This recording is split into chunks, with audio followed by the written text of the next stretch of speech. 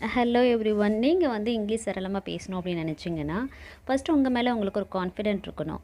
அந்த confident level வந்து increase பண்ணணும் அப்படின்னு நினச்சிங்கன்னா உங்களை சுற்றி இருக்கக்கூடிய பொருட்களை பற்றி நீங்கள் ஆங்கிலத்தில் தெரிஞ்சுக்கணும். ப்ளஸ் உங்கள் டெய்லி லைஃப்பில் யூஸ் பண்ணக்கூடிய நிறைய சென்டென்ஸ் பற்றி நீங்கள் தெரிஞ்சுக்கணும். அதுக்காக தான் நான் பார்த்தீங்கன்னா உங்களுக்கு டெய்லி யூஸ் சென்டென்ஸாகவே நான் அப்லோட் பண்ணிகிட்ருக்கேன். ஸோ இது வந்து உங்களுக்கு டெஃபினட்டாக யூஸ்ஃபுல்லாக இருக்கும்னு நான் நினைக்கிறேன். இப்போ நம்ம வீடியோக்குள்ளே போகலாம். Let's get started.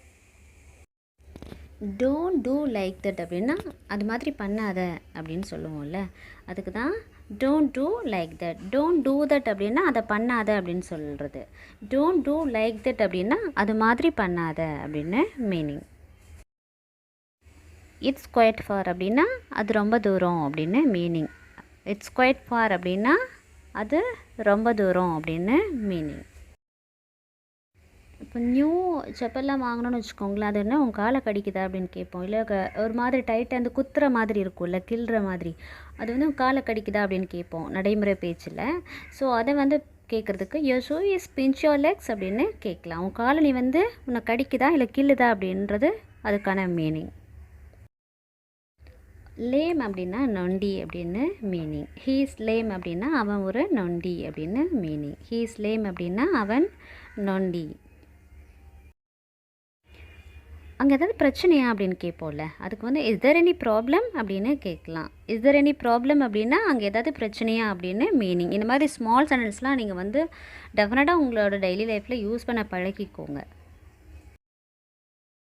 For example, உங்கள் ஃப்ரெண்டுக்கிட்ட ஒரு ஒர்க் கொடுத்துருக்கீங்க, அவர் வந்து இன்னும் அது முடியல அப்படின்னு சொல்கிறாங்க. எவ்வளோ நேரம் எடுக்கும் இன்னும் அப்படின்னு கேட்போம்ல, அதுக்கு வந்து how long it will take அப்படின்னு கேட்கலாம். அது எவ்வளோ நேரம் எடுக்கும் அப்படின்னு கேட்குறதுக்கு how long it will take அப்படின்னு கேட்கலாம்.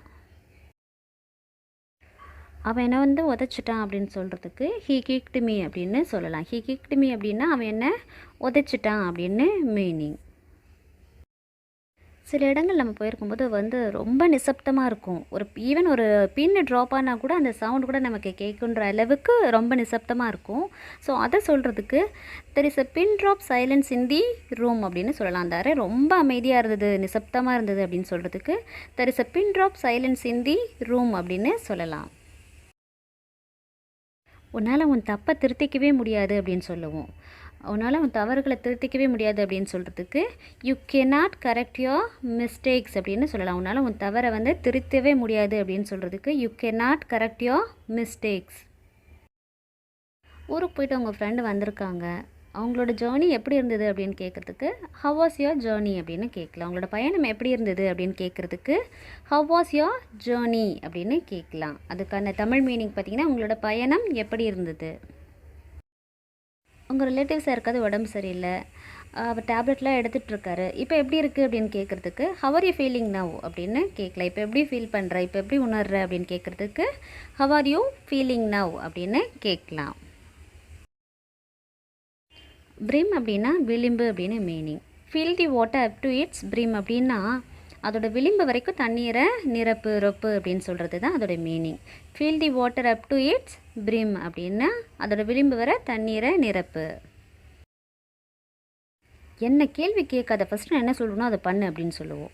அந்த என்ன கேள்வி கேட்காத அப்படின்னு சொல்கிறதுக்கு டோன்ட் கொஷின் மீ அப்படின்னு மீனிங். இப்போ என்னை திருப்பி கேள்வி கேட்காத அப்படின்னு சொல்கிறதுக்கு டோன்ட் கொஷின் மீ பேக் அப்படின்னு சொல்லலாம். என்னை திருப்பி கேள்வி கேட்காதன்றதுக்கு டோன்ட் கொஷின் மீ பேக் அப்படின்னு சொல்லலாம். இன்றைக்கி வந்து வெதர் நல்லா இருக்குது அப்படின்னு சொல்கிறதுக்கு நைஸ் வெதர் டுடே அப்படின்னு சொல்லலாம். இன்றைக்கி வானிலை வந்து நல்லா இருக்குது அப்படின்னு சொல்கிறதுக்கு நைஸ் வெதர் டுடே அப்படின்னு சொல்லலாம். இந்த குளத்தில் வந்து நான் குதித்து நீச்சல் அடிக்க ஆசைப்படுறேன் அப்படின்னு சொல்லுவேன்ல, அதுக்கு வந்து I like to jump in to this bond and swim அப்படின்னு சொல்லலாம். நான் அந்த குளத்தில் குதித்து நீந்த ஆசைப்படுறேன் அப்படின்னு சொல்கிறதுக்கு I like to jump in to this bond and swim அப்படின்னு சொல்லலாம்.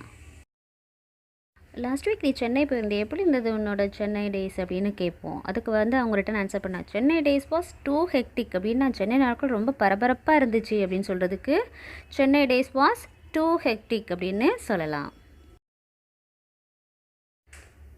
என்னை இப்படி பார்க்காத அப்படின்னு சொல்லுவோம். அதுக்கு வந்து don't look at me like this அப்படின்னு சொல்லலாம். என்னை இப்படி பார்க்காத அப்படின்னு சொல்கிறதுக்கு don't look at me like this அப்படின்னு சொல்லலாம். ஏதாவது ஒரு பொருளை வந்து நம்ம ஒருத்தவங்க கிட்டே கொடுத்துட்டு இதனால் டைட்டாக கெட்டியாக பிடிச்சிக்கோ அப்படின்னு சொல்லுவோம். அதை சொல்கிறதுக்கு ஹோல்ட் திஸ் ஃபர்ம்லி அப்படின்னு சொல்லலாம். ஹோல்ட் திஸ் ஃபர்ம்லி அப்படின்னா இதை நல்லா உறுதியாக கெட்டியாக பிடிச்சிக்கோ அப்படின்னு மீனிங். இந்த சூட்கேஸில் என்னத்தை வச்சு இவ்வளோ கனமாக இருக்குது அப்படின்னு கேட்போம். இந்த சூட்கேஸ் வந்து ரொம்ப கனமாக இருக்குது அப்படின்னு சொல்கிறதுக்கு தி சூட்கேஸ் இஸ் வெரி ஹெவி அப்படின்னு சொல்லலாம். இந்த பெட்டி ரொம்ப கனமாக இருக்குது அப்படின்றதுக்கு தி சூட்கேஸ் இஸ் வெரி ஹெவி அப்படின்னு சொல்லலாம்.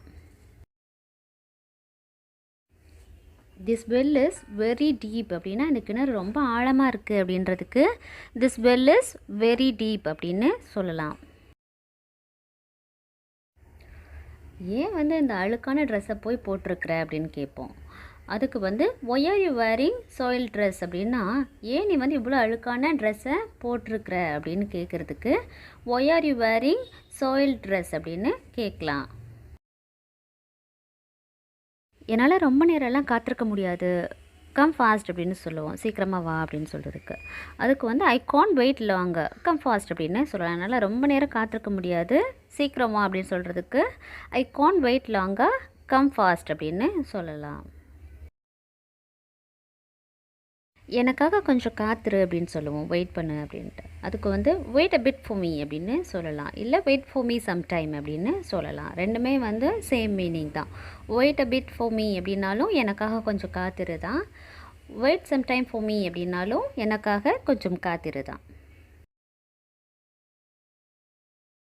அவன் வந்து ரொம்ப முரட்டுத்தனமாக நடந்துக்கிட்டான் அப்படின்னு சொல்லுவோம். அதுக்கு வந்து ஹி பிஹேவ்ட் வெரி ரூட்லி அப்படின்னு சொல்லலாம். அவன் ரொம்ப முரட்டுத்தனமாக நடந்துக்கிட்டான் அப்படின்னு சொல்கிறதுக்கு ஹி பிஹேவ்ட் வெரி ரூட்லி அப்படின்னு சொல்லலாம். எனக்கு யாரை குத்தம் சொல்கிறதுனே தெரியல, இல்லை எனக்கு யாரை வந்து தப்பு சொல்கிறதுனே தெரியல அப்படின்னு சொல்லுவோம். அதுக்கு வந்து I don't know whose to blame அப்படின்னு சொல்லலாம். இது I don't know whose to blame அப்படின்னா யாரை குத்தம் சொல்கிறதுனே எனக்கு தெரியலை அப்படின்னு மீனிங். அப்படி ஒரு அவமானத்தை வந்து யாராலுமே தாங்க முடியாது, இல்லை அத்தகைய அவமானத்தை வந்து யாராலுமே தாங்கவே முடியாது அப்படின்னு சொல்கிறதுக்கு no one can bear such an insult அப்படின்னு சொல்லலாம். No one can bear such an insult அப்படின்னா அத்தகைய அவமானத்தை வந்து யாராலுமே தாங்க முடியாது அப்படின்றது தான் அதோட மீனிங். தயவு செஞ்சு இந்த செய்தியால் வந்து நீ ரொம்ப வருத்தப்பட வேண்டாம் அப்படின்னு சொல்லுவோம். அதுக்கு வந்து please don't get upset by this news, இந்த விஷயத்தால் வந்து நீ அப்செட் ஆகாத அப்படின்னு சொல்கிறதுக்கு please don't get upset by this news அப்படின்னு சொல்லலாம். தயவு செஞ்சு இந்த செய்தியால் வருத்தப்பட வேண்டாம். கோழையாக இருக்காத அப்படின்னு சொல்லணும்னா டோன்ட் பி கவர்ட் அப்படின்னு சொல்லலாம். டோன்ட் பி கவர்ட் அப்படின்னா கோழையாக இருக்காத. இதே வந்து நீங்கள் அவன் ஒரு கோழை அப்படின்னு சொல்லணும்னு வச்சுக்கோங்களேன், ஹீ இஸ் அ கவர்ட் அப்படின்னு சொல்லலாம். ஹீ இஸ் அ கவர்ட் அப்படின்னா அவன் ஒரு கோழை அப்படின்னு மீனிங். அங்கெல்லாம் போக தேவையில்லை அப்படின்னு சொல்லுவோம். அதுக்கு வந்து நோ நீட் டு கோ தேர் அப்படின்னு சொல்லலாம். நோ நீட் டு கோ தேர் அப்படின்னா அங்கே போக தேவையில்லை அப்படின்னு மீனிங். இதே அந்த ஃபங்க்ஷனுக்கு போக தேவையில்லை அப்படின்னு சொல்லணும்னா no need to go that function அப்படின்னு சொல்லலாம். No need to go that function அப்படின்னா அந்த ஃபங்க்ஷனுக்கு போக தேவையில்லை அப்படின்னு மீனிங். என்ன வேணால் வரட்டும் அப்படின்னு சொல்லுவோம், இல்லை என்ன வந்தாலும் சரி அப்படின்னு சொல்லுவோம். இப்போது இங்கிலீஷில் சொல்லணும்னு வச்சுக்கோங்களேன், come what May I have that much capacity to handle it அப்படின்னு சொல்லலாம். என்ன வந்தாலும் சரி அதை ஹேண்டில் பண்ணுறதுக்கான கெப்பாசிட்டி எனக்கு இருக்குது அப்படின்னு சொல்கிறதுக்கு இது. ஸோ என்ன வேணால் வரட்டும் அப்படின்றதுக்கு கம் வாட் மே அப்படின்னு சொல்லலாம்.